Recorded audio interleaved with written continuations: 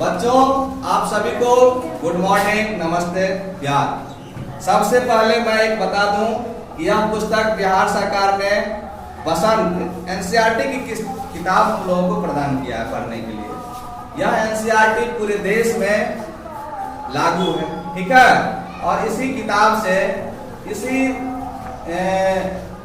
प्रकाशन की किताब से, एनसीईआरटी की बुक से पूरे बिहार या भारत देश के कॉम्पिटिटिव एग्जाम में प्रश्न पूछे जाते हैं। इसलिए इस किताब को हमेशा संजो करके as a friend, as a मित्र रखना है अपने पास में, क्योंकि इस किताब की जितनी भी वस्तु है, जितने भी चीजें हैं, जितने भी तथ्य हैं, सभी स्टैंडर्ड है। क्या है?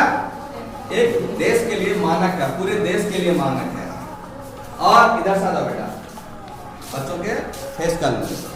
तो सभी बच्चों से मेरा यह आग्रह है कि इस पुस्तक को बहुत बेजोड़ तरीके से पढ़ना है, बहुत मन से पढ़ना है, और तब तक जब तक कि सफल नहीं हो जाते हो, जब तक तुम सफल नहीं हो जाते हो, जब तक तुम सफल नहीं हो जाते हो, तुम्हें पढ़ना चाहिए इस पुस्तक को।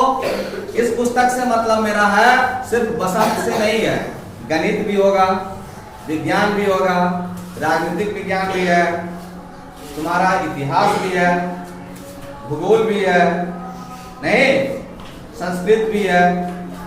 एक और किताब है दुर्वा।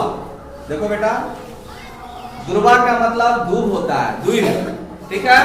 और बसंत का मतलब तो जानते हो, अभी हाल ही में बसंत ऋतु बीता है। बसंत के मौसम में सरसों का फूल खेतों में खिलखिला उठता है। बसंत कहने का ही मतलब है कि हमारी प्रकृति रंगीन हो जाती है, श्रृंगार से भर जाती है। जैसे कोई दुल्हन श्रृंगार करती है और शादी के मंडप पर पहुंचती है, इसका मतलब है कि उसमें बसंत आ गया है। क्या आ गया है? बसंत आ गया है। बसंत ऋतुओं का राजा है। बसंत क्या है? ऋतुओं का राजा है बेटा। इसलिए हम लोगों को, हम विद्यार्थियों को, हम छात्र छात्राओं को इस पुस्तक से राजा रानी बन जाना है। राजा रानी बनने का ही मतलब है कि हम अपने मंजिल को प्राप्त कर लें। तब तक हम सफल नहीं होते हैं, तब तक इस पुस्तक का अध्ययन करते रहना है। किताब को किसी भी सूरत में किसी भी दुकानदार से नहीं बेचना है, न किताब को फाड़ना है। लोगों को देखते हैं कि फुचका वाला के पास जा करके फुचका खा लिया, पुस्तक दे दिया। नहीं, पुस्तक ये अमूल्य धरोहर है। हीरा से भी ज्यादा कीमती हमारा ये पुस्तक है। हीरा से भी ज्यादा, डायमंड से भी ज्यादा कीमती हमारा ये क्या है? पुस्तक है। क्योंकि हम बिजनेसमैन नहीं है, बनिया नहीं है, हम शिक्षक हैं और हम छात्र हैं। छात्र और शिक्षक के जीवन में किताब से बहुमूल्य चीज कुछ भी नहीं होता है।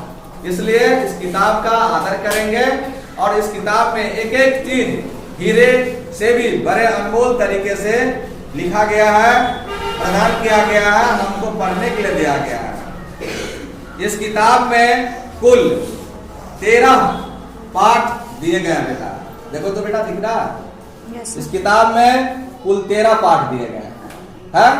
इधर भी देखो, दिख रहा है? और इस 13 पाठ में जो चर्चा है, लाख की चूड़ियां कहानी है, कामता नाथ जी की, बस की यात्रा व्यंग्य है, हरिशंकर परसाई की, अपने जमाने के बहुत बड़े लेखक हरिशंकर परसाई और व्यंग्यकार हैं। व्यंग्यकार का मतलब होता है जब उनकी कहानी को पढ़ेंगे तो हम मुस्कुरा देंगे। व्यंग्य रहता है, ताना रहता है किसी व्यक्ति पर, समाज पर, इस देश पर, इस देश के नेता पर नहीं, तमाम भ्रष्टाचारियों पर वो क्या करता है? कमेंट करता है, व्यंग्य करता है। और व्यंग्य करता है तो क्या होगा? हम लोग को हंसी आ जाएगा। क्या आएगा? जैसे किसी बहुत सुंदर नहीं हो नारी, उसको हम ऐश्वर्या राय कहते हैं, कमेंट हो गया ना, हुआ ना? तो इस तरह से हम कमेंट, व्यंग्य इसने लिखा है। और दीवानों की हस्ती कविता है भगवती चरण वर्मा की, दीवानों की बहुत सुंदर कविता है। जब इस कविता को पढ़ेंगे तो सचमुच में आपको मस्ती आ जाएगी। भगवान के डाकिए कविता है रामधारी सिंह दिनकर की। रामधारी सिंह दिनकर अपने जमाने के बहुत प्रतिष्ठित कवि रहे। इनको दिनकर टाइटल दिया गया और रश्मि रथी इनका महाकाव्य है, जिसने महाभारत से लिया है और काव्य ऐसा लिखा कि रश्मि रथी को राष्ट्रीय पुरस्कार मिला। ठीक है। और हिंदी साहित्य में रामधारी सिंह दिनकर एक बहुत बड़ी नक्षत्र है। ठीक है। उनकी कविता से हमको रूबरू होना पड़ेगा। अटल बिहारी वाजपेयी हमारे प्रधानमंत्री रह चुके हैं। उनकी कदम मिलाकर चलना होगा कविता भी हमें पढ़ने के लिए मौका मिला है। क्या निराश हुआ जाए निबंध है हजारी प्रसाद द्विवेदी जी का। क्या निराश हुआ जाए नहीं। बच्चों, पाठ से यह स्पष्ट है कि हमें जीवन में निराश होने की जरूरत नहीं है। हम इस तरह के विचारधारा से पढ़ें लिखें कि हमें कोई संकट भी जीवन में आए तो निराश नहीं होना चाहिए। हम पढ़ाई क्यों करते हैं? इसलिए करते हैं कि मेरे जीवन में हो सकता है कि कभी बहुत बड़ा संकट उपस्थित हो जाए, तो क्या उस संकट के उपस्थित होने पर हम गलत रास्ता अपना लें? नहीं, गलत रास्ता नहीं अपनाएंगे। यही है पढ़ाई का एक सही संदेश, शिक्षा का एक सही संदेश। जब तक हम नहीं पढ़ेंगे तो हम क्या अच्छा है और क्या बुरा है समझ नहीं पाएंगे। इसलिए पढ़ना बेटा बहुत जरूरी है। सतीश, हाँ, हर बात में मुंह करते हो, अभी मुंह करोगे तो ज्यादा अच्छा लगेगा। यह सबसे कठिन समय नहीं। जया जादवानी जी ने ये कविता लिखा है और सुभाष गातारे की एक कविता है पहाड़ से ऊंचा आदमी जीवनी है। तुम देखते हो हम हिमालय 8,848 मीटर ऊंचा पहाड़ है, जो जिसे कहा जाता है कि हिंदुस्तान का सबसे बड़ा पहाड़ माउंट एवरेस्ट K2। लेकिन इंसान का जो जीवन होता है कभी कभी उस पहाड़ को भी छोटा कर देता है। बहुत सारे ऐसे हमारे देश के युवा और युवती हुआ बछेंद्री पाल जो पर्वतारोही है। अभी हाल में एक लड़की थी जिसको ट्रेन से धक्का दे दिया गया, फुटबॉलर थी, उसका नाम मैं अभी भूल रहा हूँ। वो लड़की बिना पैर से अपाहिज हो गई। गांव के लोग, उसके समाज के लोग ताना देने लगे और वो लड़की आर्टिफिशियल पैर से लगा करके बछेंद्री पाल से मिल करके और वो पहाड़ पर चढ़ी, दौड़ना सीखी। जो काम हम तुम नहीं कर पाएंगे पैर वाला, वो काम उसने किया। पहाड़ पर कई बार चढ़ा, एक पहाड़ पर नहीं, पूरे विश्व के सभी बड़े बड़े पहाड़ों पर वो चढ़ाई करती। यानी पर्वत छोटा हो गया ना। यानी हमारी जीवनी से, हम लोगों के इंसानियत से, हम लोगों के काबिलियत से, हमारी सफलता से पहाड़ का विकल्प छोटा हो जाया करता है। कबीर की साखियां। बच्चों, कबीर एक ऐसे निर्गुण उपासक थे ईश्वर के, ऐसे परम भक्त थे जिन्होंने अपने दोहा के माध्यम से, साखी के माध्यम से हम सभी को बहुत बड़ी जागृति लाने का काम किया। हमारे मन मस्तिष्क में, हृदय में हिंदुस्तान के प्रति, समाज के प्रति, लोगों के प्रति जाति भेद को मिटाने की कोशिश किया। अमीर और गरीब के बीच जो भेद है उसको मिटाने की कोशिश किया। ब्राह्मण और राजपूत और जो बैकवर्ड कौम के बच्चे हैं उनके बीच दूरियां कम किया। वो कबीर है।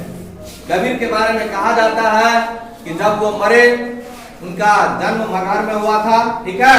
कबीर बच्चे में किसी ब्राह्मण लड़की के गर्भ से जन्म लिया, जो कुमारी लड़की थी। ठीक है। लोक लाज में वो लड़की मां बन गई, किसी से संपर्क हुआ होगा, किसी युवा से, युवक से, और उस लाज के बस में क्या किया, उस लड़के को, उस बच्चे को किसी नदी में, किसी सूप में डाल के या पतिया में डाल के उसको नहा दिया। किंवदंती है, कहानी है ऐसा। ठीक है। कोई मनगढ़ंत कहानी नहीं है बेटा। और एक नीरू नाम का जुलाहा और उसकी पत्नी अल्लाह से दुआ मांगता था, प्रार्थना करता था कि हे अल्लाह, मुझे संतान नहीं है, आप मुझे औलाद दे दीजिए, मुझे औलाद दे दीजिए। और उसी समय में वो बच्चा रोता हुआ आ रहा था। पति का ध्यान उधर गया, कहा कि मेरे लिए अल्लाह ने बच्चा भेज दिया है, और उस बच्चे को एक मुस्लिम परिवार में, दुल्हा परिवार में पाला, इसलिए कबीर उसका नाम रखा। जब हम किसी बच्चे को इंग्लैंड में छोड़ देंगे, बेटा तू अंग्रेज हो जाएगा, उसको पढ़ाने की जरूरत नहीं है। वहां की भाषा संस्कृति से वो क्या हो जाएगा, आभूषित हो जाएगा, विभूषित हो जाएगा, अलंकृत हो जाएगा। और अगर हम किसी बच्चे को जन्म से मुसलमान के घर में डाल देंगे तो मुस्लिम कम्युनिटी का हो जाएगा। नहीं, मुस्लिम लड़की होगी तो इसी लड़की की तरह, इधर घुमा बेटा, मुस्लिम लड़कियों की तरह उसका लिबास हो जाएगा। लेकिन अगर किसी बच्चे को, मुस्लिम बच्चे को हम हिंदू समाज में डाल देंगे, हिंदू लड़कियों के वेशभूषा में आ जाएंगे, इधर तो हिंदू लड़कियों की जो वेशभूषा है इधर की तरह हो जाएगा ना। ये पर्यावरण का इफेक्ट है, प्रभाव है, ये हमारे वातावरण का प्रभाव है, रहन सहन का, संस्कृति का क्या है, प्रभाव है। इसलिए कबीर का नाम, उस बच्चे का नाम कबीर पड़ गया। क्या पड़ा? उस बच्चे का नाम बेटा कबीर पड़ा। कबीर पड़ा। आप लोग भी बोलिए, ठीक है, बोलने की आजादी है। और उस कबीर ने इतना बड़ा संत बना, इतने बड़े संत बने कि जब वो मरने लगे तो कुछ मुस्लिम, उनके भक्त, कुछ हिंदू उनके भक्त ने कहा कि गुरुजी आप मगहर में मर रहे हैं, मगहर में मरने पर लोगों को स्वर्ग नहीं मिलता, नरक मिलता है। क्या मिलता है? नरक मिलता है। नरक मिलता है। क्या मिलता है? क्यों लड़की, क्यों? Why are you looking on me angry? मेरे तरफ देख कर क्रोधित नजरों से देख रही है, क्या बात है? तो गुस्से में मत देखो, बहुत गंदा बात किया। मगहर में जब वो मरने लगे तो उनके शिष्य साहब ने बोला, क्यों आपको काशी में ले चलते हैं गुरुजी, काशी में आपको स्वर्ग मिलेगा, जहाँ पर महादेव का स्थान है, निवास है। सब लोग वहीं, वहां की प्रथा थी कि मरने लगे तो वहां चले चलो। लेकिन कबीर ने कहा कि अरे बस रुको तो, तुम क्यों परेशान हो, मुझे स्वर्ग मिलेगा या नरक मिलेगा तुम यही देख लो ना, मुझे मगहर में ही मरने दो। कहाँ मरने दो? मगहर में ही मरने दो। मगहर में ही मरने दो। और ऐसा हुआ कि जब वो मरे तब हिंदू और मुसलमान भक्त लड़ने लगा। हिंदू बोला कि हम इसको जलाएंगे, समाधि देंगे, और मुसलमान ने बोला कि हम इसे दफनाएंगे। और आकाशवाणी होती है कि वे मूर्ख देखो तो इस कफन में है क्या, तो देखा दो फूल हो गया, दो गुलाब का फूल हो गया, और एक फूल हिंदू ले लिया, एक फूल मुसलमान भक्त ले लिया। इस कथा से हम यह सीखते हैं कि यहाँ पर इंसान माँ के पेट से भी जन्म लेकर के भगवान हो सकता है। अपने कर्मों की बदौलत वो क्या हो सकता है? भगवान बन सकता है। कबीर ऐसे ही उपासक थे ईश्वर का, उन्होंने इस तरह का प्रमाण प्रेषित किया हमारे सामने कि हम सचमुच मगहर में भी मरेंगे तो हम स्वर्ग में जाएंगे अगर अच्छा कर ये रहेंगे तो।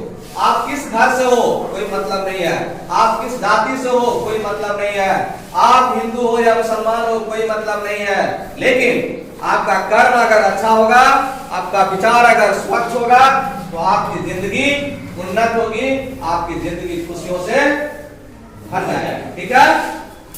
अब सुदामा चरित्र, कृष्ण और सुदामा की दोस्ती हम लोग देखते हैं कृष्ण लीला में, इनके बारे में जानना है। सुदामा एक निर्धन परिवार से था, गरीब था, लेकिन दरिद्र नहीं था।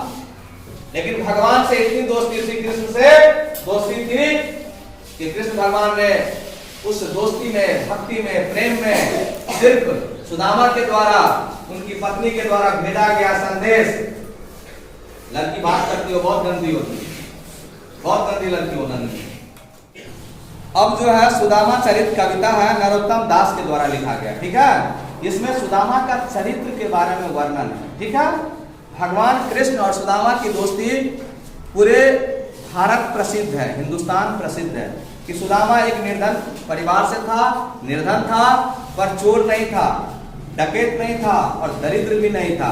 वो भगवान का परम भक्त था और इतने भगवान से प्रेम करता था कि जब उसकी पत्नी ने कहा कि जाइए ना भगवान कृष्ण से मिलिए ना, जाकर के, राजा है वो, राजा है, कुछ आपको देंगे, तो संदेश में ले जाने के लिए उसके पास मुट्ठी भर चावल भी उसके घर में नहीं था। वो पड़ोस के आंगन से चावल मांग करके लाई और चावल को भूज करके भुजा बना करके बांध करके पोटरी में दिया। और भगवान कृष्ण के पास जब गया, वो दिया नहीं दे रहा था लाज में, लोक लाज में कि क्या देंगे, इतना बड़ा राजा को चावल की पोटरी देंगे। भगवान समझ गया कि चावल की पोटरी हमारी भाभी ने दिया है। कहा सुदामा से कि भैया मेरे दोस्त, भाभी ने जो दिया है संदेशा मेरे लिए दे दो। और उस चावल से 3 मुट्ठी निकाला, एक मुट्ठी खाया और बोला कि संसार का सारा वैभव सुदामा को मिल जाए, धन मिल जाए। दूसरा मुट्ठी खाया, सुदामा का पूरा महल अटारी सब हो जाए। और तीसरा, अपने को तृप्ति कर लिया, सॉरी।